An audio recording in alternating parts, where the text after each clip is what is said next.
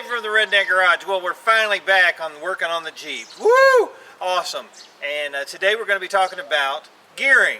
Now, I'm wearing my t-shirt proudly from USA Standard Gear, and they're the makers of the Spartan Lunchbox locker that we're going to be installing on the Jeep TJ. They provided me with this shirt, and I really appreciate it. Way to go, guys. And we're going to be installing their product on the TJ. So let's take a look at what that entails, a lunchbox locker on a Jeep. I thought I'd take just a minute and talk about Jeep lockers, what they are, what they aren't, where they're good, where they're not good. And most Jeeps come with what's called an open differential, and that's what you see here. It's got spider gears on the top and bottom, and basically the spider gears allow the axles to turn at different rates. Like when you go around a corner, one's turning slower than the other because one's got a longer radius, okay? Now where that's bad is when you lose traction on one tire, you basically lose that axle because it can only apply power to the tire that's spinning. It works pretty much off of resistance, and if there's no resistance on one, you're basically not going to get any pulling power at all from your axle if it's an open differential. And if you want to test that, just jack it up with one tire off the ground and put it in gear and see if you go anywhere. So if you've ever been snuck in the ice in the snow or mud, you know what I'm talking about. One tire seems to have plenty of traction, but the other one just keeps spinning. That's because it's an open differential, and a locker would certainly help that. There's actually some situations that a locker would not help at all, and that would be an example right here of one of those. Okay, of course, the cheapest axle locker is done with a welder. You weld your spider gears like they did in this one on the top and the bottom, and it makes it basically a solid axle. Now where that's bad is like when you're going around a curve or turning sharp corners, your wheels will actually hop because there's no way for it to disengage, so those tires got to do something, so they'll start squealing and ripping. It's not a good idea. Okay, now we'll start with the most expensive locker, and that would be like an ARB air locker. Good things about it are you wouldn't notice you had it on the truck. You push a button and it kicks in, and you push the button and it takes off. Bad parts are you have to have a secondary air source like a compressor, and if you lose a line or it loses pressure, then your locker is gone. These start at about $1,000, and they're very expensive, but they're real nice to drive with. Next one, as you go down in price, would be something like an aux locker, which is like what Jerry installed in his Jeep. I consider these to be probably the best locker you can put on your truck. It's cable operated. You're not relying on an air source.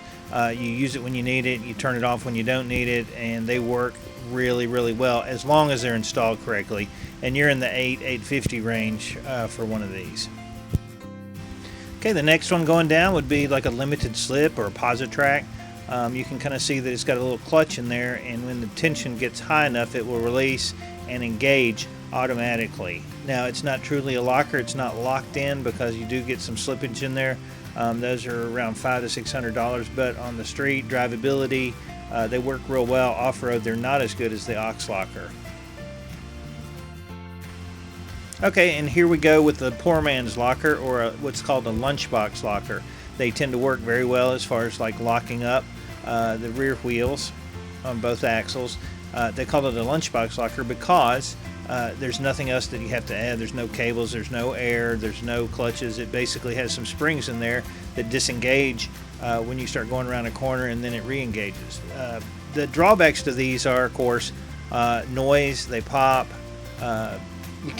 They can be a little squirrely in the rear end, but the positives are you can take them out and put them in a couple hours, and if you don't like it, well, there you go. And that's kind of where we're at.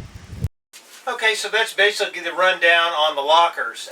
If you want to know why I'm going with a lunchbox locker like this one, like the Spartan locker, basically I've got a Dana 35 axle, and it's arguably the worst axle on Jeeps as far as durability. It's pretty weak axle. So if you're going to do any hardcore off-roading, the Dana 35 is really not the one you want to pick, but it is the one that's made it to a lot of Jeeps. So I didn't want to spend $800 on an aux locker for an axle that really, I'd spend more money to replace it. So we're going to try it. For $230, $250, somewhere in that range, it's worth trying this. And if I don't like it, I can take it off. And that's really why I'm doing the lunchbox locker. I could end up really liking it. So we'll see. We're going to go ahead and install it. If you can notice behind me, I have the flag. This is Memorial Day weekend. If you're a veteran, thank you for your service to our country. It is because of you and the armed forces of the United States that we have freedom, not because of a bunch of politicians. And I'll get off my soapbox, but we will be installing this new flag on my flagpole. The last one is about a year old and it's looking a little tattered. We're going to retire it and replace it for Memorial Day with a super cool, brand new Old Glory. These Milwaukee impact wrenches are awesome. I mean, and this is the 3/8 one.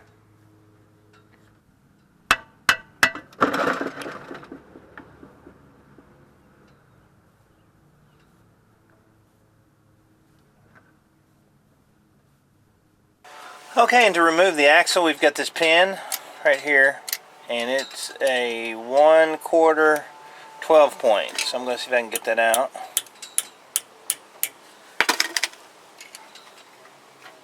All right.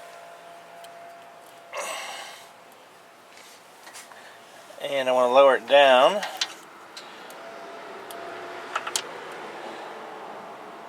Till I can push in the axle just a little bit. Okay, and now that the axle's in, alright, you see, there's your C-clip that holds the axle on. Super cool! So I take my C-clip off. There it is, and then the axle will come straight out. Alright, so I got both sides of the rears done for the brakes, new axle seals. Need to put the axle back in, and then we can continue on installing our lunchbox locker. There's my old flag, and on Memorial Day we're putting up the new one. And there's the new one. Awesome. Happy Memorial Day. One of the things we want to do before we install it is to go ahead and clean out that old oil and everything from the bottom, because we'll be putting in fresh synthetic oil in the rear to reduce the noise. And on the Dana 35, we've got it all cleaned out. Mating surfaces are all row locked off because you don't want to grind on it after you've cleaned it out, right? And we're ready for the installation of the locker.